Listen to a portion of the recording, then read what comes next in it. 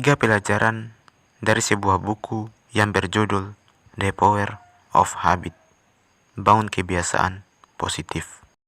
Buku ini berisi tentang bagaimana sebuah kebiasaan bisa tercipta, bagaimana cara mengubahnya, serta dampak yang ditimbulkan terhadap kehidupan yang sedang kita jalani.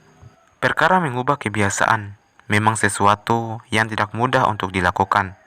Kebiasaan yang sudah menjadi rutinitas sehari-hari pasti akan terasa sulit dan berat ketika harus dihentikan atau diganti dengan rutinitas baru yang lain.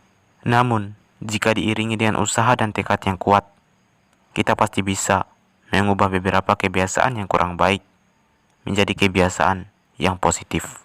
Berikut ini adalah beberapa hal yang terdapat pada buku The Power of Habit yang berhubungan dengan kebiasaan.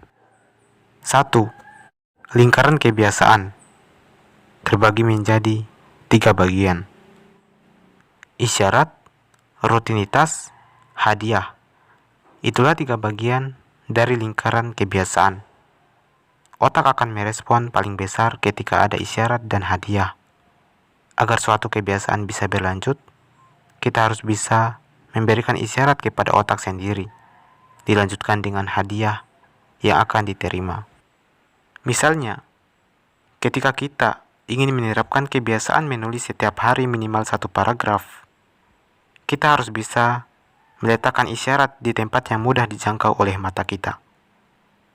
Jika kita terbiasa menulis di buku, maka letakkan buku dan pulpen di tempat yang mudah kita lihat. Setelah berhasil melakukannya, kita bisa memberi hadiah pada diri sendiri, seperti mendengarkan musik favorit, menonton series, dan lain sebagainya. 2. Kebiasaan lama tidak bisa hilang. Pada kenyataannya, kebiasaan lama yang telah kita lakukan tidak akan bisa hilang.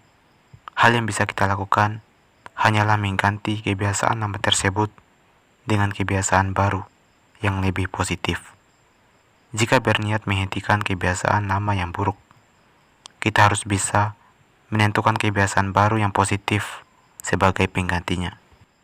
Kita tidak bisa menghilangkan suatu kebiasaan buruk begitu saja, tanpa menggantinya dengan kebiasaan lain. Jika hal itu dilakukan, kita akan merasa bingung harus melakukan apa di waktu tersebut. 3. Fokus pada kebiasaan kunci.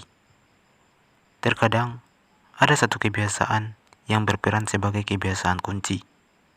Kebiasaan tersebut dapat memicu kebiasaan-kebiasaan lainnya. Dengan kata lain, kebiasaan tersebut saling berhubungan satu sama lain. Ketika kita melakukan kebiasaan tersebut, maka akan berdampak pada kebiasaan lainnya. Misalnya, orang yang rajin berolahraga akan cenderung memiliki kebiasaan hidup sehat lainnya, seperti memakan makanan yang sehat dan bergizi, menghindari rokok, dan berusaha menjaga pola hidup yang seimbang. Jadi, jika kita fokus mengembangkan kebiasaan berolahraga, secara otomatis kita juga akan melakukan berbagai kebiasaan positif lainnya.